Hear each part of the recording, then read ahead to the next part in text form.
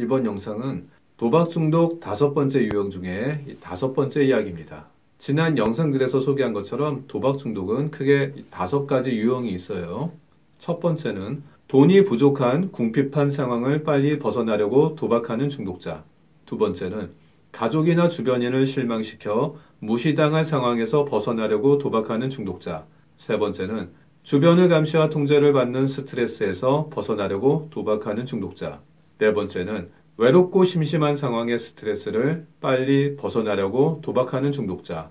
여기까진 기존 영상들을 참고하시면 되고요. 그리고 바로 5번째가 이 영상에서 소개할 유형. 나만 실패자 혹은 패배자가 된 상황에서 빨리 벗어나려고 도박하는 중독자입니다. 도박 중독자들 중에는 자신을 자꾸만 남들과 비교하고 남보다 뒤떨어지기 싫어하면서 지나친 승부욕을 가진 사람들이 많아요. 그래서 절대로 남한테 지는 걸 용납을 못해요. 공부도 운동도 뭐든지 남한테 이겨야 직성이 풀려요. 그리고 사는 수준도 자기가 남들보다 잘 살아야 하는 거죠. 이런 분들이 남들보다 좋은 차 타고 싶고 또 좋은 집에 살고 싶어 하면서 욕심이 많아요. 가까운 주변 사람이 자기보다 더 잘 나가면 그 꼴을 못 봐요. 내가 무조건 더 잘난 사람으로 보여야 해요. 그러려면 돈도 많이 벌어야겠죠. 그러다 보니 쉽게 도박 중독에 빠집니다. 사람들이 처음부터 도박 중독자가 되진 않아요. 대부분 처음엔 우연히 접하게 됩니다. 그런데 남보다 무조건 잘난 사람으로 보이고 싶은 이런 분들은 돈을 좀 많이 잃었을 때 자기가 남들보다 뒤떨어졌다는 위기의식에 빠집니다. 그러면 그 위기감에서 빨리 벗어나려면 다른 방법이 없어요. 빨리 다시 베팅해서 잃은 돈 복구해야만 내가 남보다 뒤떨어진 상태에서 빨리 벗어날 수 있는 거죠. 그런데 돈을 복구하는 게 어디 쉽나요? 잠깐이라도 따게 되면 더 큰 수익이 신기루처럼 보여서 그걸 쫓아서 더 무리하게 베팅하게 되죠. 그렇게 하다 보니 또 잃게 되고 돈을 잃었으니 남들보다 더 뒤떨어져서 후퇴하게 되니까 그땐 더 미치는 겁니다. 그래서 사채 끌어 쓰다가 집도 날리고 기혼자들은 이혼당하고 가족과 인맥까지 모두 잃게 되죠. 그걸로도 모자라서 가족들 보험까지 몰래 해약해서 그걸로 도박하기도 하고요. 더 돌아보리면 회사 공금 횡령해서 2, 3년 징역 갔다 오시는 경우도 봤고요. 절도죄나 사기죄로 징역 가신 분들도 많이 봤습니다. 그런데 감옥 갔다 와도 또 재발합니다. 그런 분들이 겉으로 보기엔 정말 마음씨 좋게 생긴 우리 이웃들입니다. 열심히 살아오면서 좋은 학교, 좋은 직장 다니던 그런 분들이에요. 그런데도 남보다 조금 못난 존재로 보이는 걸 견디지 못해서 그렇게 도박에 빠지고 헤어나질 못합니다.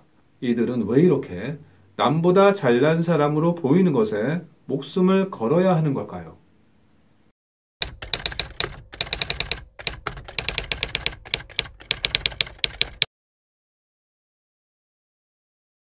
이번 유형에 해당하는 수많은 상담 사례 중에 한 분의 이야기를 각색해서 소개해 드리겠습니다. A라는 30대 후반 남성이 있었습니다. 결혼한 지 10년쯤 된 그는 두 아이의 아빠였습니다. 그러나 도박 중독 때문에 얼마 전 이혼했고 지금은 빚이 많아서 양육비도 제대로 주지 못하고 있었습니다.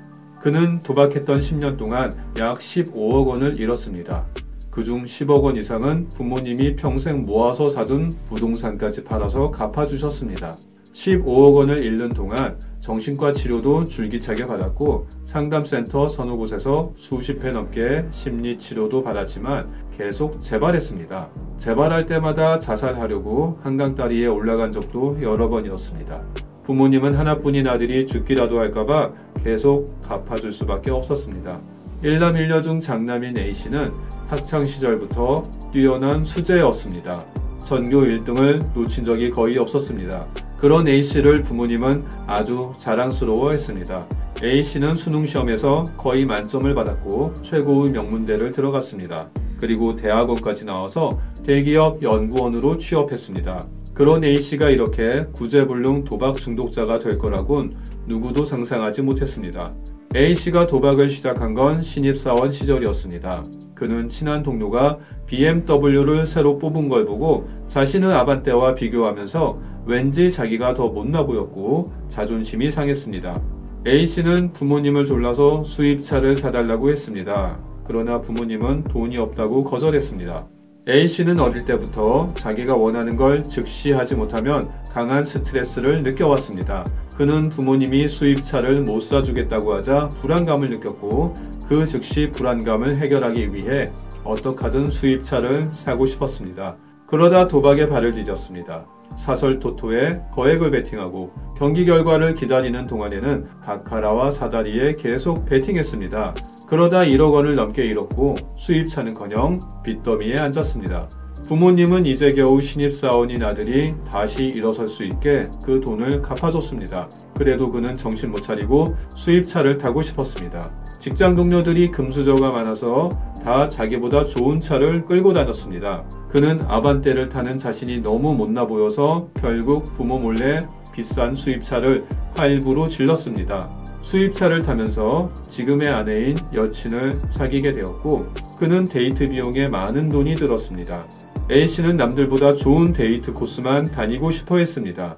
평범한 장소를 다니면 여친 눈에 자기가 남보다 못나 보일 것 같았습니다.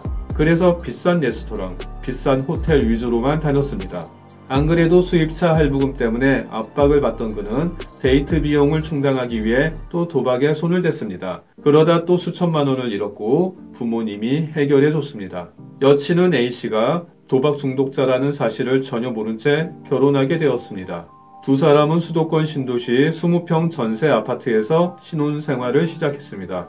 그런데 A씨는 직장 동료들이 더 넓고 좋은 아파트를 전세도 아닌 자가로 살고 있는 걸 보면서 또 남들과 자신을 비교했고 스스로 너무 못나 보였습니다. 왠지 이대로는 인생은 낙오자가 된 것 같았습니다. 초라한 패배의식을 견디지 못한 그는 또다시 바카라와 사설 토토에 빠져들었습니다. 그러다 며칠 만에 또 수억 원을 잃었습니다. 순식간에 빚더미에 앉은 그는 얼마 못 가서 또 부모님께 손을 내밀었습니다. 그때부턴 부모님도 매달 나눠서 갚는 조건으로 빌려주셨습니다.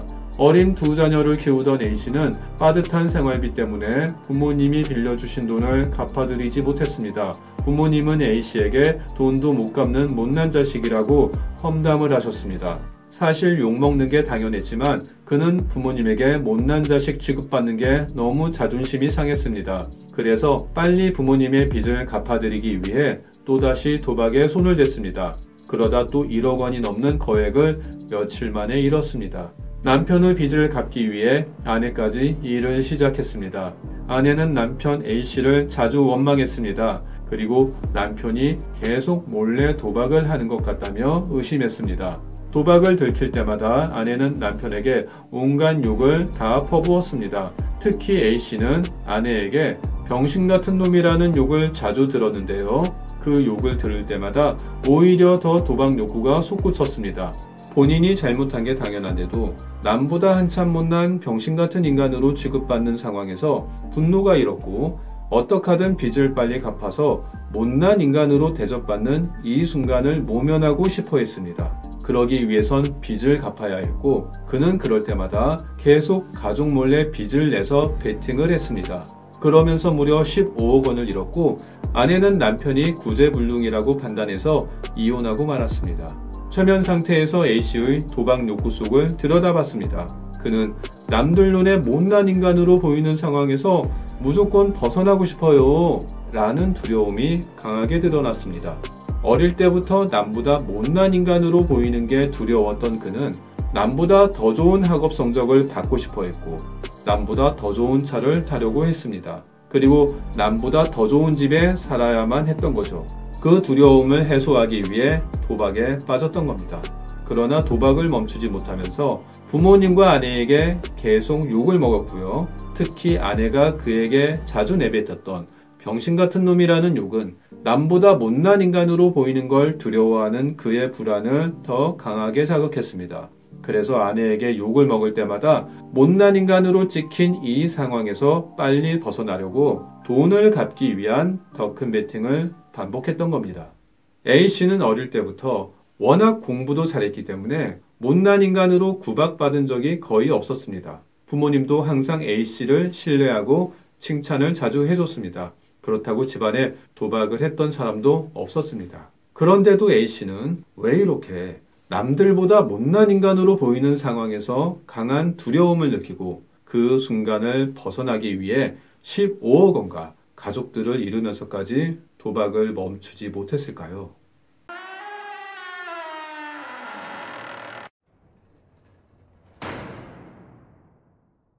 최면과 상담을 진행하면서 A씨에게 그의 어머니가 낙태한 동생의 영혼이 빙의된 상태임을 알 수 있었습니다.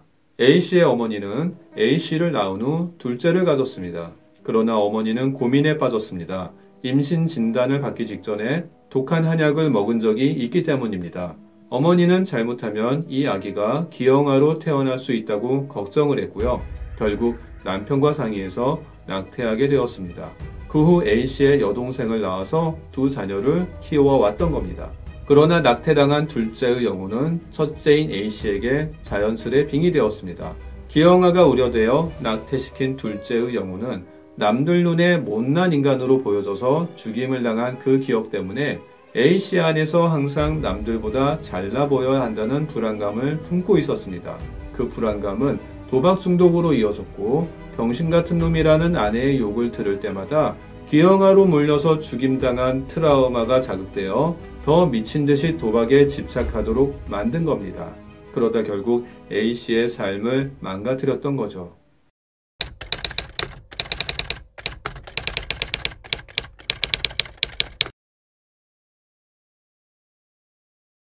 태아들은 이 탯줄이라는 에너지 연결 장치를 갖고 있죠. 그 탯줄이 가진 에너지 연결 능력을 통해서 엄마가 가진 모든 에너지를 실시간으로 공유합니다. 쉽게 예를 들면 노트북에 작은 USB를 연결하면 서로 간의 데이터 교환이 가능해지는 것과 비슷합니다. 그래서 태아들은 엄마가 무슨 생각을 하는지 다 느끼고 인지합니다. 낙태되는 태아들은 자기가 뭔가 한참 부족한 존재라서 버려진다고 상처받습니다. 낙태당한 후엔 양자역학이 증명한 입자와 파동의 동시성처럼 파동 상태의 존재로 그대로 머물게 되죠.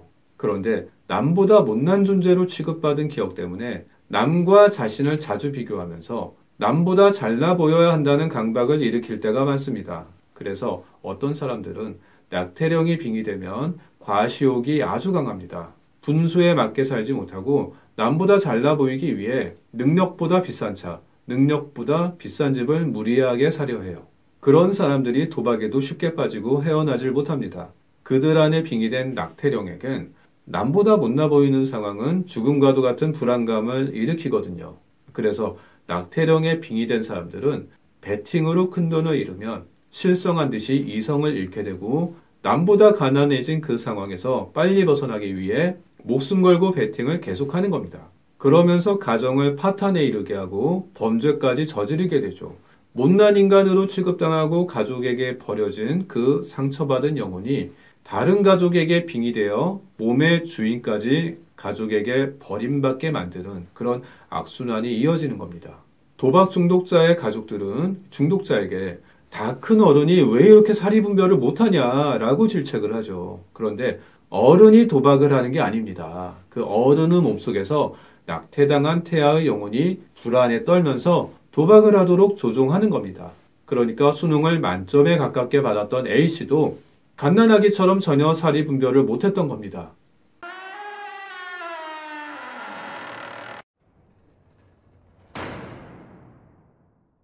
만약에 당신이 남보다 더 좋은 차를 타고 싶고 남보다 더 좋은 곳에서 여친과 데이트를 하고 싶고 그리고 남보다 더 좋은 집에 살고 싶고 그래서 더 많이 돈이 필요해서 도박에 집착한다면 그러면서 돈을 잃을 때마다 이성까지 잃고 도박을 멈추지 못한다면 낙태령 빙의를 의심해 보는 게 좋습니다. 당신 안에서 남들 눈에 못난 인간으로 보이길 두려워하는 그 마음은 당신의 마음이 아니라 못난 존재로 버려지고 죽임을 당한 낙태령의 두려운 마음일 수도 있습니다.